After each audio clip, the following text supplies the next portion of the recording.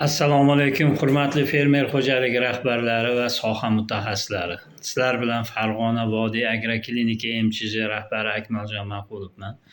Bugun sizlarga g'alla maydonlarimiz to'g'risida ogohlantirish tavsiyasini beryapman. Bu kimdir eshitib o'ziga xulosa chiqarsa o'zini yutug'i, kim ahamiyat bermasa bu o'zini yutqizig'i hisoblanadi. O'rtoqlar, biz hammamiz yaxshi niyat bilan urug' qadaganmiz, yaxshi niyat bilan urug' yetishtiryapmiz. Hammamizni xirmonimiz barakali bo'lsin. Avvalo kelayotgan ob-havo sharoitlari, bilasizlar, g'alla maydonining hosildorligiga kuchli ta'sir ko'rsatadi.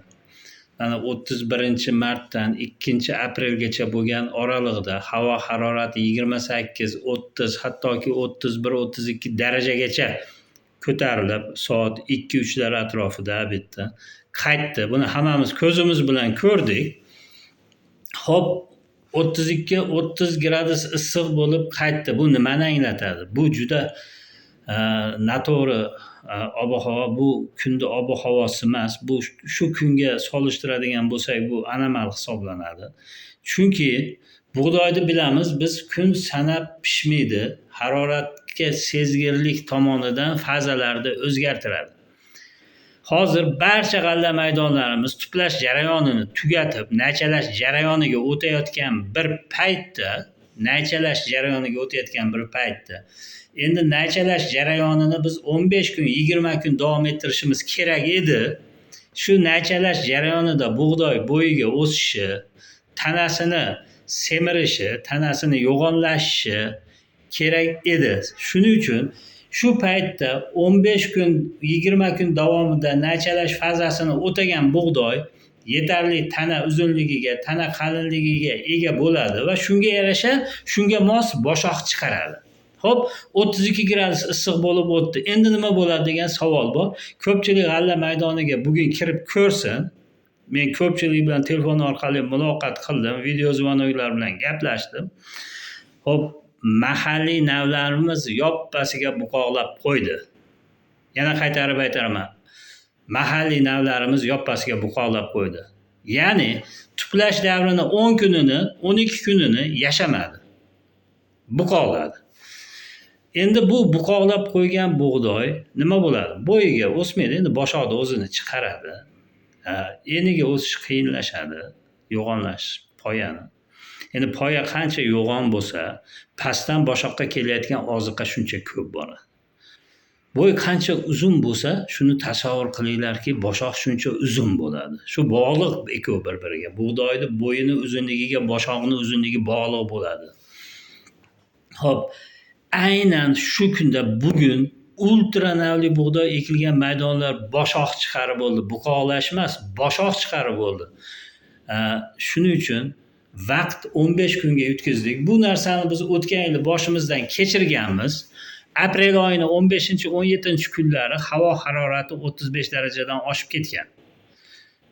Hammalaring eslaringda bor, bu aprelda 15dan keyin bo'lgan ish. Lekin shu paytda hamma maydon boshoqlab bo'lgan, paytga to'g'ri kelgan, lekin shu 2 kunlik bo'lib o'tgan issiqlik tasavvur qilinglar, donni qatirib qo'ygan, ya'ni to'layotgan donni qatirib qo'ygan.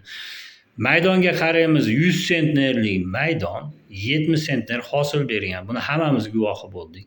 80 sentnerlik maydon 50-60 sentner g'alla bergan. Shu 2 kunlik haligi o'rin kelib o'tgan issiqni sababi o'tgan yil shu bizga salbiy oqibatlarni keltirgan.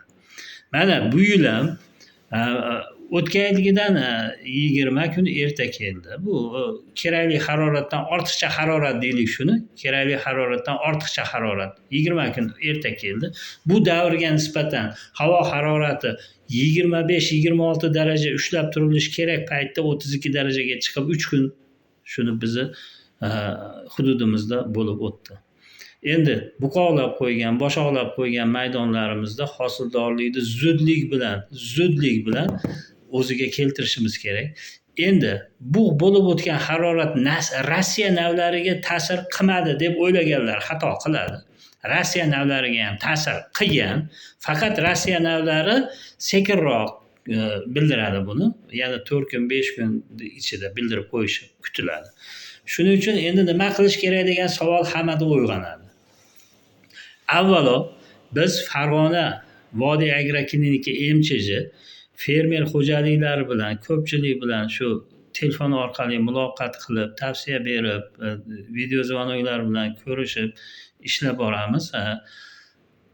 Endi sizlarga ham maslahatim, telefon raqamimizni aytib o'taman. 90lik kodi bilan 407 21 56, 91lik kodi bilan 446 06 65 va agronom nomeri. Maslahatlashib ish qilishimiz kerak.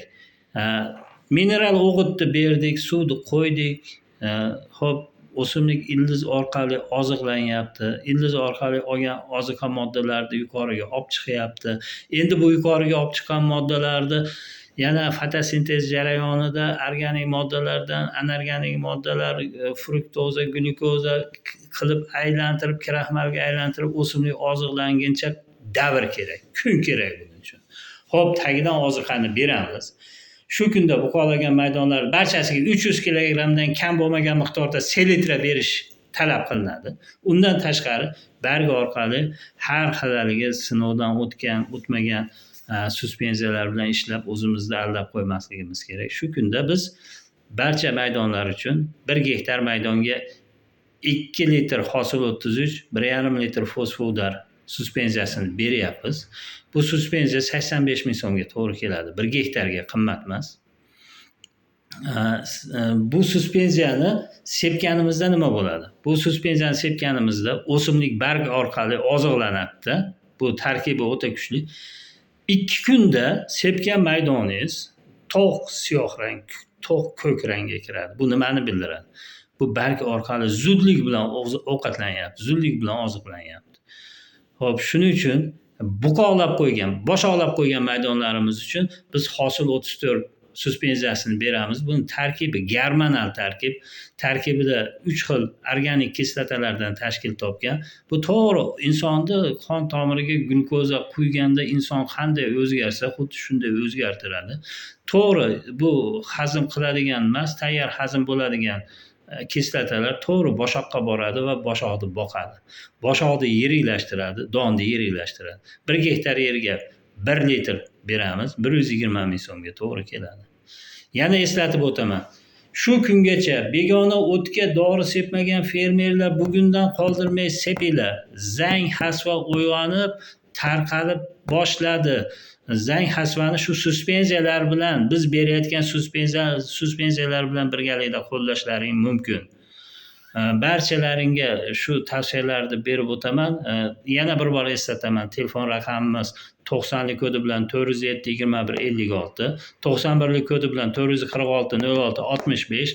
Bu videoni tagida kommentariya qismiga Telegram kanalimizni ilovasini, silkasini tashlab qo'yaman. Shu orqali Telegram kanalimizga kirib a'zo bo'ling. Shu orqali biz bilan muloqot qilishingiz mumkin. Rasm jo'nating, video jo'nating, maslahat oling.